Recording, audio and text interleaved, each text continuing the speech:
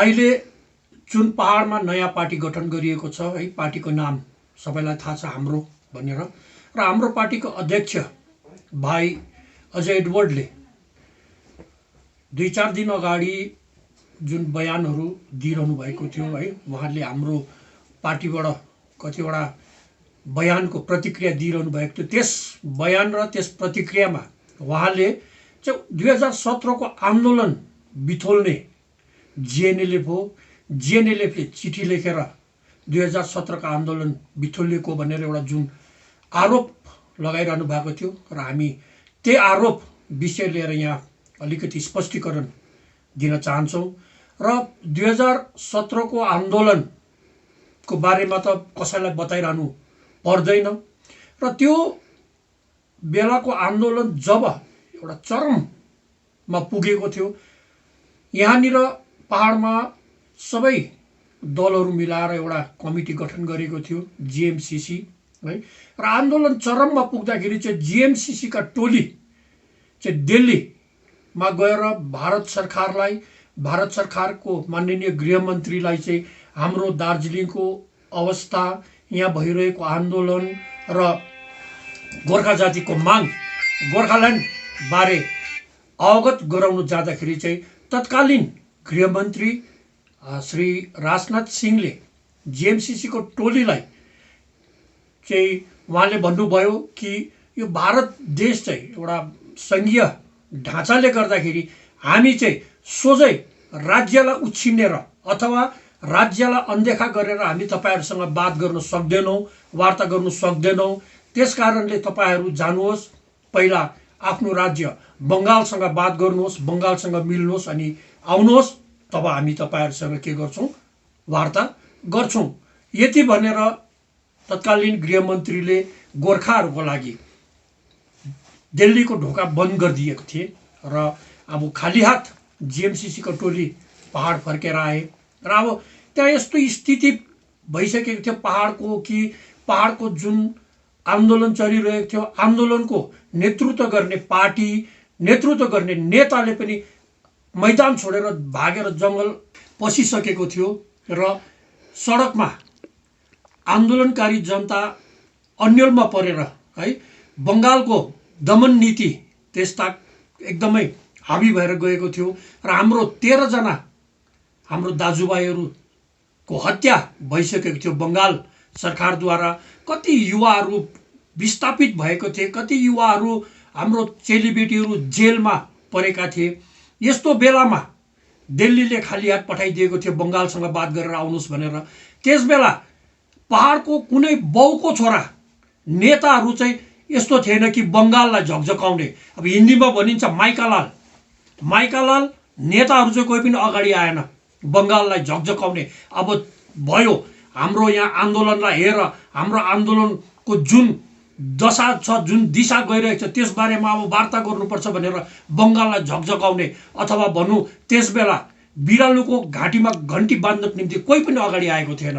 त्यस्तो बेलामा चाहिँ गोरामुमोका अध्यक्ष श्रीमान मोहन घिसिङले आफ्नो पार्टीको, आफ्नो स्वयंको राजनीतिक जीवनको भविष्यलाई दाउमा राखेर बंगाललाई चिठी लेखेको कि अब दार्जिलिङको जुन आन्दोलन चल्दैछ, यहाँ धेरै बंगालले दमन गरिसक्यो, यहाँ अत्याचार भइसक्यो, यो दमन र अत्याचारलाई रोकेर अब गोर्खा जातिसँग बंगाल सरकारले बात गर्नुपर्छ भनेर चिठी लेखेको थियो है। र जस्तो श्रीमान मोहन घिसिङले चिठी लेख्यो त्यसको तुरुन्तै बाद विमल गुरुङ र विनय तामाङले पनि चिठी लेखेको थिए। हुन सक्छ विमल गुरुङ र विनय तामाङको चिठीमा बंगालसँग सम्झौता गरेर जिटिए नै फर्काउने लेखेको थियो कि हैन, यो पनि शंका छ। तर हाम्रो चिठी जुन जिएनएलएफले लेखेको चिठी थियो, त्यो चिठी चाहिँ स्वयं मुख्यमन्त्रीले हातमा देखाएर भनेको थियो जिएनएलएफले चिठी लेखेको छ, अब हामी वार्ता गर्नुपर्छ भनेर। र यसले गर्दाखेरि अब यो जिएनएलएफको चिठीको आधारमा हामी पहाडको मुख्य पार्टीहरुसँग के गर्छौं, द्विपक्षीय वार्ता सुरु गर्छौं भनेर वार्ता पनि सुरु भएको थियो। बंगालसँग पहाडको कतिपय मुख्य पार्टीहरुसँग 2-4 पल्ट द्विपक्षीय वार्ता सुरु भइसकेको थियो, र त्यो वार्ताको फाइदा उठाएर चाहिँ विनय तामाङ र अनित थापाले चाहिँ फेरि बंगालसँग गोप्य सम्झौता गरेर विनय तामाङ चेयरम्यान अनित थापा चाहिँ भाइस चेयरम्यानको नियुक्ति पाएर चाहिँ दार्जिलिङमा आएर फेरि जिटिए सञ्चालन गरेको हो। र अर्को कुरा, त्यस समय 2017मा है डोकलाममा चिनिया फौजको जुन अनुप्रवेश भइरहेको थियो है, त्यो अनुप्रवेशमाथि भारतले आपत्ति जनाउँदाखेरि चीन र भारत माझ अब एउटा युद्धकै मतलब हुने सम्भावना सृजना भएको थियो। यस्तो बेलामा राष्ट्रको सुरक्षालाई हेरेर, राष्ट्रिय सुरक्षा हेरेर श्रीमान मोहन घिसिङले है बङ्गाललाई चिठी लेखेर चाहिँ दार्जिलिङको आन्दोलनलाई थमथमाएर दार्जिलिङको आन्दोलनको जुन माग छ त्यो मागमाथि वार्ता गर्नुपर्छ भनेर चिठी लेख्नु भएको थियो हैन। र जुन प्रकारले विनय तामाङ, अनित थापा, त्यसबेला गोजु मोमो थिए, उहाँहरूले जुन गोप्य सम्झौता गरे त्यो सम्झौताले चाहिँ दार्जिलिङको आन्दोलन बिथोलिएको हो। र यदि त्यो स्थितिमा गोरामुमोका अध्यक्ष श्रीमान मोहन घिसिङले चिठी नलेखेको भए चाहिँ 13 जना होइन, यहाँ सैकडौँ हाम्रो भाइ बहिनीहरू चाहिँ शहीद हुनुपर्ने थियो, उहाँहरूको हत्या हुने थियो, कयौँ हाम्रो भाइ बहिनीहरू पलायन हुनुपर्ने थियो, कतिजना जेलमा बस्नुपर्ने थियो। हुनसक्छ त्यो समूहमा, शहीदको समूहमा, विस्थापित हुने समूहमा अथवा जेल जाने समूहमा के ठेगान अजय एडवर्ड भाइ पनि पर्ने थियो होला हैन। यो सबै रोकथाम चाहिँ जिएनएलएफको चिठीले गर्दाखेरि भएको हो। र त्यसमा दुई पक्षीय वार्ता पनि भएको हो। तर त्यहाँ षड्यन्त्र भएर चाहिँ द्विपक्षीय वार्तालाई पनि एकदमै तहस नहस गरिदियो, दार्जिलिङको आन्दोलनलाई पनि बिथोलिएको थियो। र हामी यहाँ अर्को कुरो भन्नु चाहन्छौँ, भाइले त्यसै बेला जुन बयान दिइरहनु भएको थियो त्यसमा 6औं अनुसूचीको हामी विरोध गर्छौँ। र पिपिएसमा चाहिँ 6औं अनुसूची भन्दा सानो त्यो टेक चाहिँ जिएनएलएफको पहिलाकै टेक हो है। अझमा हामी भन्छौँ कि पिपिएसमा 6औं अनुसूची भन्दा सानो चाहिँ हामी मान्दैनौँ। र भाइले भन्नु हुँदै थियो कि 6औं अनुसूची हामी घोर विरोध गर्छौँ।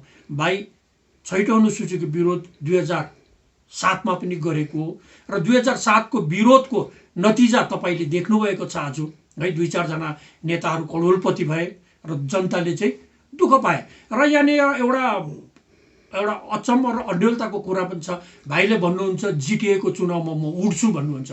जिटिए चाहिँ एउटा असंवैधानिक व्यवस्था, जनताले नरुचाएको व्यवस्था, त्यसको चाहिँ तपाईँ चुनावमा उठ्ने तर संवैधानिक कुरो छ, संवैधानिक व्यवस्थाको त तपाईँ फेरि विरोध गर्ने अलिकति नपच्ने कुरो हो। र भाइले जुन भन्नुहुँदै थियो 6औं अनुसूचीको हामी विरोध गर्छौँ।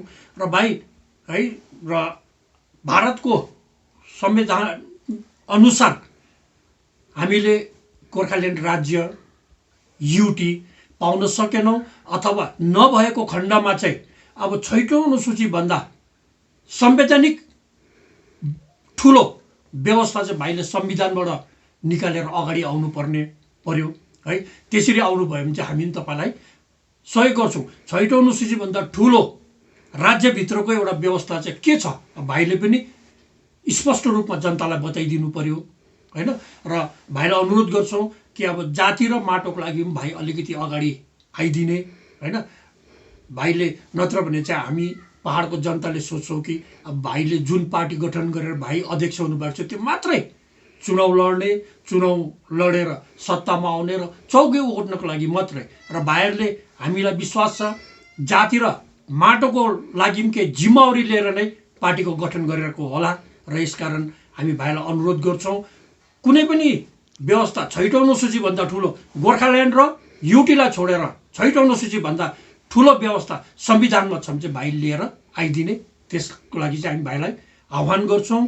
र यति भन्दै है जुन पत्रको बारेमा भाइले एउटा विभ्रान्तिमूलक कुरा गरेर हैन दार्जिलिङ पहाडमा जिएनएलएफलाई बदनाम गराउने अब जुन भाइको प्रयास है र त्यसको चाहिँ हामीले यहाँ स्पष्टीकरण दिएको छौँ। र हुन त यसको स्पष्टीकरण नदिए हुन्थ्यो, किनभने पहाड तराई डुवर्सको जनता चाहिँ एकदमै सचेत छ र एकदमै शिक्षित छ र सबै कुरो जानेको छ।